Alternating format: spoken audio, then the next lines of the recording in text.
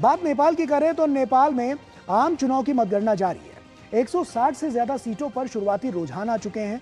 Wrapper और काठमांडू के mayor रहे बालेन शाह ने पूर्व प्रधानमंत्री केपी शर्मा ओली को 50,000 वोटों से हरा दिया है और अब उनका पीएम बनना तय माना जा रहा है।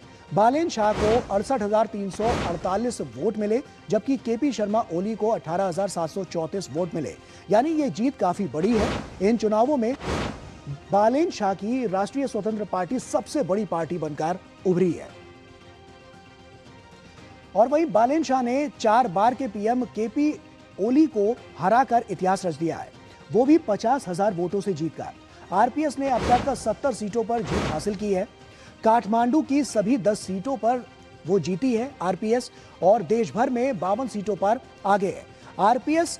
ये पार्टी सिर्फ 4 साल पहले एक पत्रकार रवि लामिछाने ने बनाई थी और पिछले साल सितंबर में हुए हिंसक प्रदर्शनों के बाद 5 मार्च को हुए चुनाव में 58% लोगों ने वोट डाला था।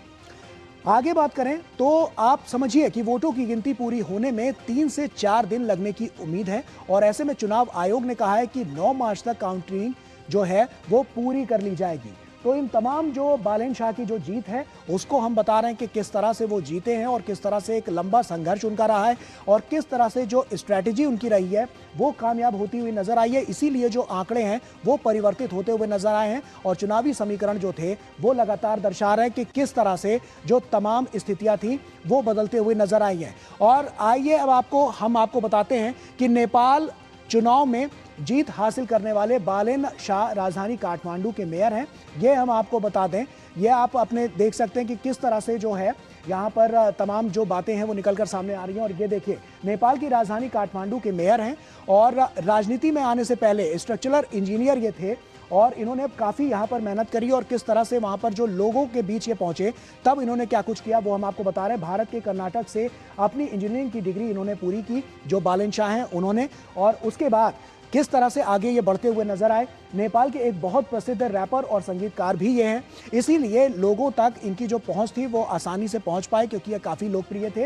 युवाओं के बीच ज़बरदस्त लोकप्रियता इन्होंने हासिल की और युवा जो अब की बार कह रहे थे कि यहाँ नेपाल में जेन ज़ी बहुत बड़ा बदलाव ला सकता है, ये वो बड़ा बदलाव है। शिक्षा स्वास्थ्य में सुधार के लिए कड़े फैसलों के लिए ये इनको पहचान मिली है और ये जो इनको पहचान मिली तो इसी के जरिए तमाम जो इन्होंने निर्णय लिए और उसके अलावा भी जो तमाम बानगियाँ पेश करते हुए नजर आए, उससे साफ तौर पर देखने को मिला कि कितना अहम ये पूरा चुनाव था, कितनी मेहनत की गई और उसके बाद किस तरह से इसका जो रिजल्ट निकलकर सामने आया वो कुछ आंकड़ों के जरिए ऐसे ही नजर आता है। तो साफ तौर पर ये तमाम अहम बातें लगातार यहां से निकलती हुई नजर आई हैं नेपाल चुनाव से जुड़ी हुई, और साफ तौर पर इससे आने वाले समय में अब देखना होगा कि नेपाल की जो राजनीति है उसकी दिशा और दशा क्या हो सकती है।